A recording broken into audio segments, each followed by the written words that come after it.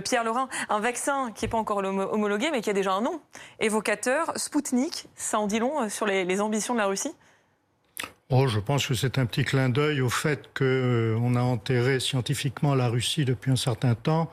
Or, il y a toujours des développements scientifiques très intéressants dans le domaine spatial, bien entendu. Il ne faut pas oublier que jusqu'à cette année, les Américains dépendaient des vaisseaux spatiaux soviétiques, enfin russes, pardon, mais qui ont été conçus à l'époque soviétique pour aller des Soyouz, pour aller dans la station orbitale internationale, mais également dans le domaine de la virologie et dans le domaine des vaccins, il y a un très fort savoir-faire en Russie.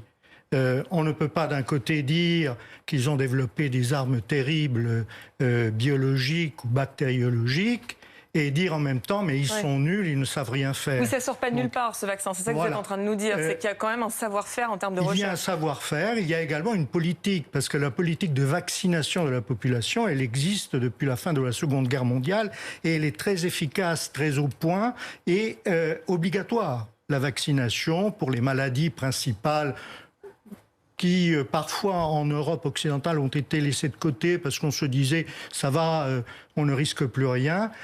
En Russie, ça continue. Donc de ce point de vue, il y a un savoir-faire, il y a des acquis, et puis le fait que ce soit le centre Gamaleya qui ait trouvé le virus en collaboration avec le ministère de la Défense. C'est quoi ce centre d'ailleurs, il est réputé? Ah oui, bien sûr, c'est un centre de virologie très réputé. Sa création remonte à l'époque de Louis Pasteur, à la fin du 19e siècle. Ce n'est pas quelque chose de récent. Il y a une tradition d'études virologiques en Russie et visiblement, ils n'ont pas été réellement pris au dépourvu par l'épidémie, parce qu'ils ont suivi très tôt ce qui se passait en Chine. Ils ont fermé les frontières avec la Chine très rapidement, contrairement à de nombreux autres pays. Et donc, depuis ce moment-là, ils savent que le virus est dangereux, ils essayent de trouver la parade. Il y a cette course mondiale qui se dispute en ce moment. Il faut être absolument le premier pays qui va annoncer avoir développé le vaccin. Pourquoi c'est si important pour Vladimir Poutine, pour la Russie? C'est quoi? C'est une question de prestige national, ou alors il y a des enjeux économiques aussi derrière qui sont importants? Les enjeux économiques, étant donné que les autorités russes ont annoncé que la dose ne coûterait que 500 roubles, ce qui est de l'ordre d'une dizaine d'euros, il n'y a pas tellement d'enjeux économiques. Pour le moment, peut-être que ça peut venir après. Par ailleurs, le ministre de la Santé annonce que les personnes à risque seront vaccinées gratuitement. Donc ça limite également.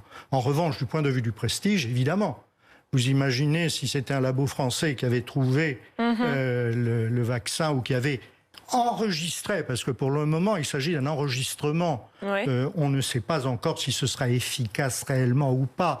Je suis pleinement d'accord avec vous sur tout ce que vous avez dit. Mais il est clair que, souvenez-vous, lorsqu'on a annoncé que des recherches étaient tout à fait positives et qu'on était très enthousiasmés, immédiatement, ça a été, pour les pays concernés, quelque chose de très positif. On a annoncé